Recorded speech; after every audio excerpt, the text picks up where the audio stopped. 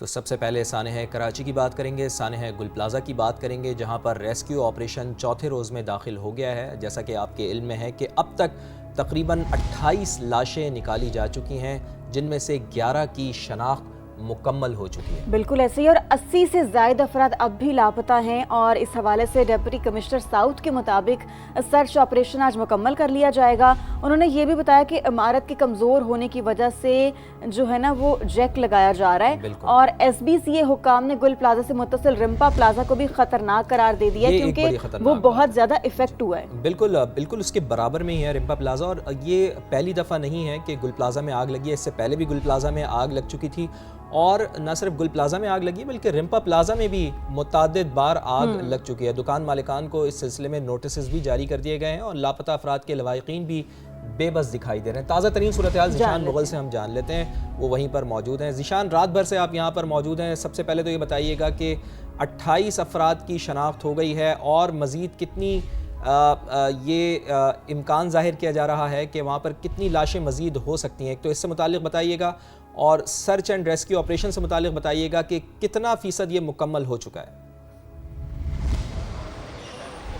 जी बिल्कुल सानिया, गुल plaza rescue का जो ऑपरेशन है वो चौथे रोज़ में इस वक्त भी जारी है। इस वक्त जो हम मौजूद हैं गुल प्लाज़ा के अकबी हिस्से पर, जहाँ पर आप मेरे अकब में देख सकते हैं कि यहाँ पर रेस्क्यू का अमल इस वक्त भी जारी है। जबकि हुकाम के मुताबिक इस वाक़े में अब तक 28 अफराद जाँ बहक, इसके अलावा 35 से ज़ायद जो अफराद हैं वो ज़ख्मी हुए हैं। और बताया गया है कि जो 85 अफराद हैं वो ताहाल लापता हैं। इसके अलावा मैं आपको बताता चलूँ कि हमने रात गए देखा कि यहाँ पर मुख्तलिफ़ सरगर्मियाँ जो थी वो जारी रहीं। इमारत के जो टॉप फ्लोर पर मुख्तलिफ जो अशिया थी वज़नी, उसे हटा दिया गया है। लेकिन इसके बाद उनका ये कहना है कि इन वज़नी अशिया को हटाने के बाद ये इमारत का जो साँचा है वो कुछ मुस्तहकम हो सकता है। लेकिन ताहाल ये खदशा है कि किसी भी वक्त ये बिल्डिंग कोलैप्स कर सकती है। मैं कैमरामैन मोहम्मद रिजवान से कहूँगा कि आपको दिखाए। आप देख सकते हैं कि इस वक्त भी यहाँ पर धुआं उठता हुआ दिखाई दे रहा है, जो मलबा यहाँ पर पड़ा हुआ है। और इसके साथ साथ यहाँ पर पुलिस और रेंजर्स की भारी नफली मौजूद है, जो गैर मुतल्लिका अफराद को आगे जाने से रोक रही है। शहरी भी यहाँ पर मौजूद हैं, जिनके प्यारे अंदर अभी भी लापता हैं।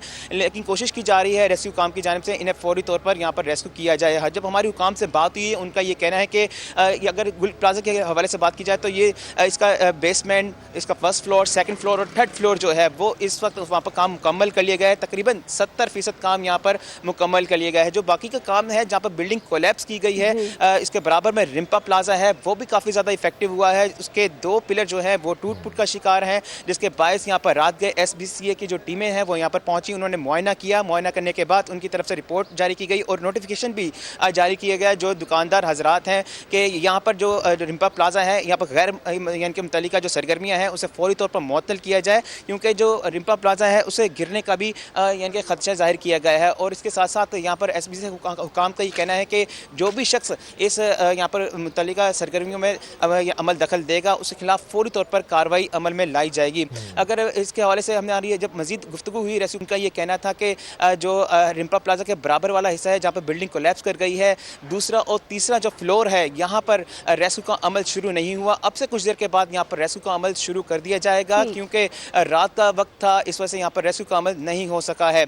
इस वाक़े से मुतालिक यहाँ पर मुतल्लिका इदारे भी मौजूद हैं और जो कि कोशिश कर रहे हैं कि जो लापता अफराद हैं उन्हें फौरी तौर पर रेस्क्यू किया जाए। जी ठीक है, रिम्पा प्लाजा भी अफेक्टेड है। बहुत शुक्रिया ज़ीशान, आप हमें अपडेट कर रहे थे कि गुल प्लाजा में 70% रेस्क्यू ऑपरेशन जो है वो मुकम्मल कर लिया गया है। और इस हवाले से ज़ीशान हमें बता रहे थे कि पहला और दूसरा फ्लोर भी जो है वो क्लियर करार दे दिया गया है। अच्छा, इसमें मेयर कराची की जानिब से भी रात गई गुफ्तगू की गई, उन्होंने मीडिया से गुफ्तगू की, जिसमें उन्होंने बताया कि शहर की तमाम इमारतों में फायर सेफ्टी सिस्टम नस्ब होना चाहिए और मजीद लाशों की तलाश के लिए रेस्क्यू ऑपरेशन एहतियात से कर रहे हैं। क्या उन्होंने कहा है, खुद उन्हीं की ज़बानी ज़रा अपने देखने वालों को सुनवा देते हैं, चूँकि मेयर कराची मुर्तज़ा वहाब जो हमें पहले दिन इस साने के दिखाई नहीं दिए, चूँकि वो शहर में ही मौजूद नहीं थे, लेकिन अब बार बार वो यहाँ का दौरा कर रहे हैं, खुद इंतज़ामात का जायज़ा ले रहे हैं। गुज़िश्ता शब भी वो यहाँ पर जब पहुँचे तो उनकी गुफ्तगू ज़रा सुनिए क्या उन्होंने कहा। डिफ़िकल्ट था बिल्डिंग को एक्सेस करना, लेकिन पिछले 2 रोज़ से बिल्डिंग के अंदर एक्सेस डेवलप हो गई थी और हमारे जो रेस्क्यू वर्कर्स थे उनने बिल्डिंग के अंदर जाना शुरू कर दिया था। इस सिर्फ 3rd फ्लोर पे एक थोड़ा सा इशू है स्मोक का।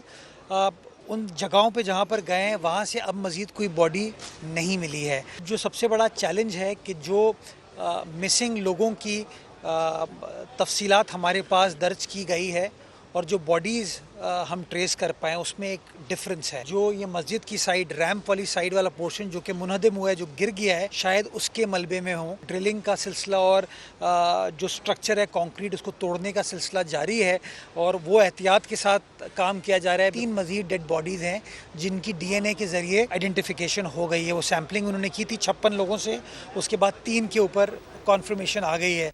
तो मेयर कराची मुर्तज़ा वहाब मौजूद थे और बता रहे थे कि किन चैलेंजेस का सामना करना पड़ रहा है और सबसे अहम बात यह है कि जो तफसीलात उनके पास मौजूद हैं, ये बड़ी एक अहम नुक्ता उन्होंने उठाया कि डेड बॉडीज़ के हवाले से जो डेड बॉडीज़ उनको मिल रही हैं और जो डाटा जमा किया गया है उसमें थोड़ा सा फ़र्क ज़रूर आ रहा है। तो ये एक बहुत बड़ा चैलेंज होगा। गुल प्लाजा में आग कैसे लगी है, ज़िम्मेदार कौन है, बिल्डिंग लॉस पर अमल क्यों नहीं होता, हर बार फायर ब्रिगेड समेत हुकूमती इदारों की कमज़ोरियाँ सामने आ जाती हैं, इन तमाम उमूर पर बात करेंगे। हमारे साथ मौजूद हैं fire safety expert Saeed Jadoon साहब।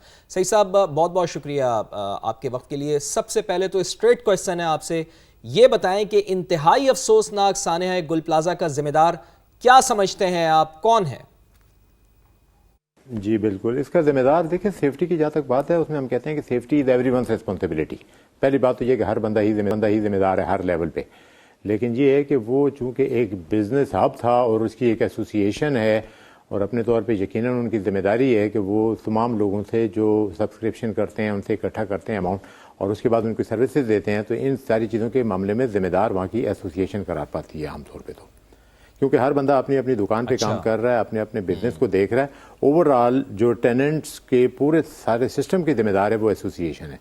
तो इस वक्त तो जो मौजूदा अब तक के सर्कमस्टांसेस है उसमें उस सोसाइटी की जो एसोसिएशन है उस बिल्डिंग वो जिम्मेदार है उसकी। तो सईद साहब, आपकी नज़र में क्या सिर्फ इंतजामिया जो है, बिल्डिंग इंतजामिया वही जिम्मेदार है, रियासत बरी जिम्मा है?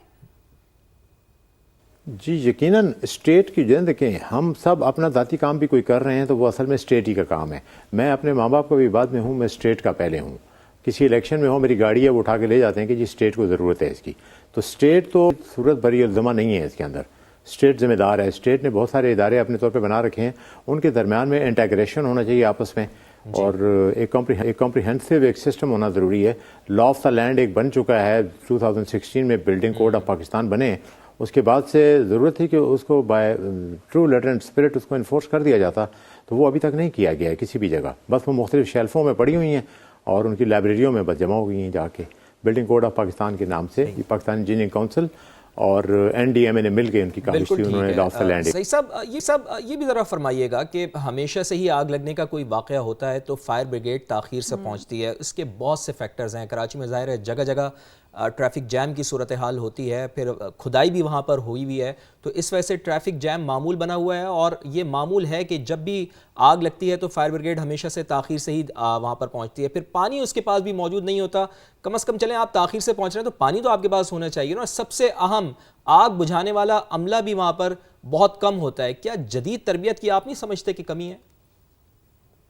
एक तो पहली बात है कि लेट इन्फॉर्मेशन होती है, लोग फायर डिपार्टमेंट को कॉल नहीं करते हैं, वो अपने तौर पे समझते हैं कि किसी किस्म की मैं इंक्वायरी में फंस जाऊंगा और कोई प्रॉब्लम हो सकता है। दूसरा, उसमें रोड का जो ट्रैफिक का कंजेशन है, ट्रैफिक शाम का जो रश का सूरत हाल है, वो कोई ढकी छुपी नहीं है। और पानी की शॉर्टेज, कोई स्टेट की कोई लाइनें वहाँ मौजूद नहीं है। इस बिल्डिंग में कोई अंडर वाटर रिजर्वायर बड़ा नहीं था, ओवरहेड नहीं था, तो गाड़ी जो खाली होती थी फिर ज़ाहिर है उसको 4-6 हज़ार गैलन पानी होता है, वो चंद मिनटों में खाली हो जाता है, उसको फिर वापस जाके और उसको अपने हेडक्वार्टर से लेके आना पड़ता था।